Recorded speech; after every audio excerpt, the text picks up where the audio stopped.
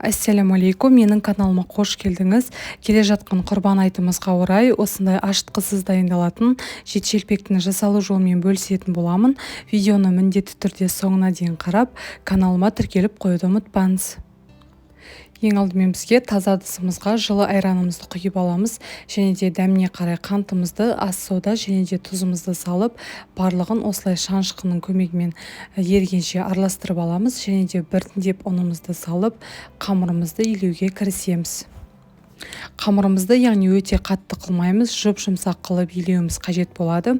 Яғни қолымызға жабыспайтындай қылып илейміз, және де бетін жауып, бөлме температурасына бір 15 минутқа қоятын боламыз. Өйткені қамырымыз ашытқысыз болғандықтан көп қоюдың қажеті жоқ.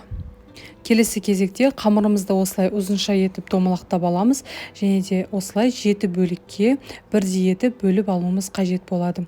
Өз қалаларыңыз бойынша 7 немесе 9 және де 12 бөліктерге бөліп те жет шелпекті пісіре берсеңіздер болады. Келесі кезекте осылай жет шелпегімізді оқтаудың көмегімен домалақтап, яғни өте қатты қалың қылмай жайып алатын боламыз. Келесі кезекте майымызды жақсылап қыздырып алуымыз қажет болады, яғни орташа отта қыздырамыз. Майымыз қызғаннан кейін осылай шелпегімізді ақырындап салып, осылай айналдыра отырып, асты қызарғанша күтеміз, және де қызарғаннан кейін екінші жағына аударып, екінші жағында жақсылап қызартып пісіріп алатын боламыз. Майынан жақсылап сорғытып аламыз. Міне біздің жет шелпектеріміз дайын болды. Қамыр осындай жұп-жұмсақ және де өте тез піседі. Асыққан кезде осы ашытқысыз дайындалатын рецепт бойынша дайындап көрсеңіздер болады.